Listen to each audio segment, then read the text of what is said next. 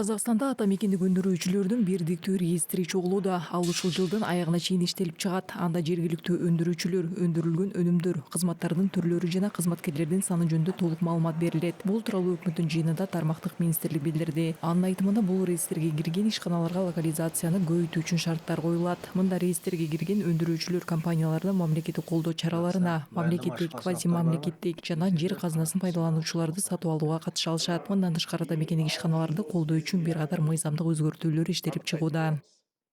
Жүргізіп жатқан жұмыстың нәтижелерінің бірі ірі тапсырыс берушілердің отандық тауарлар мен қызметтерді Ири буйрутма берүүчүлөр тарабынан атамекендик товарларды жана кызмат көрсөтүүлөрдү пайдалануу программаларын бекитүү, узак мөөнөттүү келишимдерди жана оффтейк контракттарды түзүү боюнча милдеттемелерди белгилөө. Экинчиси, мамлекеттик бюджеттин эсебинен жүргүзүлүүчү курулуш иштеринде атамекендик курулуш материалдарын жана жабдууларын колдонууну көзөмөлдөө боюнча комиссия түзүү. Үчүнчү, жаңы өндүрүштүк объекттерди курууда атамекендик товар өндүрүүчүлөрдүн материалдарды жана жабдууларды сатып алуу боюнча милдеттемелерди белгилөө. алу бойынша міндеттемелерді белгілеу.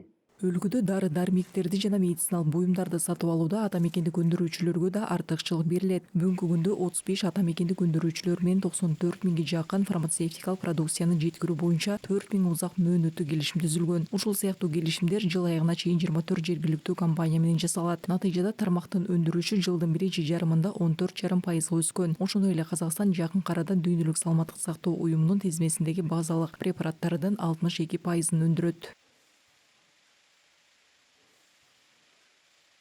Бүткүл дүйнөлүк саламаттык сактоо уюму тарабынан берилген жалпы оорулардын тизмесинин негизинде министрлик тарабынан артыкчылыктуу базалык дары-дармек каражаттарынын тизмеси түзүлүп, 283 дары-дармек каражаты тандалып алынды. Бүгүнкү күндө бул тизмедеги 107 дары-дармек каражаты, башкача айтканда 37,5% Казакстандын аймагында өндүрүлөт. Мындан ары калган 178 дары-дармек каражаттарын өндүрүү артыкчылыктуу болот. Басымдыкка ээ болот. Казакстан импортко көз карандылыктан арылуу үчүн 9 чет элдик компанияны 2027 жылга чейин локалдаштырууну көздөп жатат. Натыйжада өлкө $20 миллион ашык инвестиция тартууга мүмкүнчүлүк алат. Мындан тышкары үстүбүздөгү жылы атамекендик продукцияны өндүрүүнү көбөйтүү үчүн жалпы суммасы 1,3 триллион теңге болгон 180 инвестициялык долбоорду ишке киргизүү пландаштырылууда.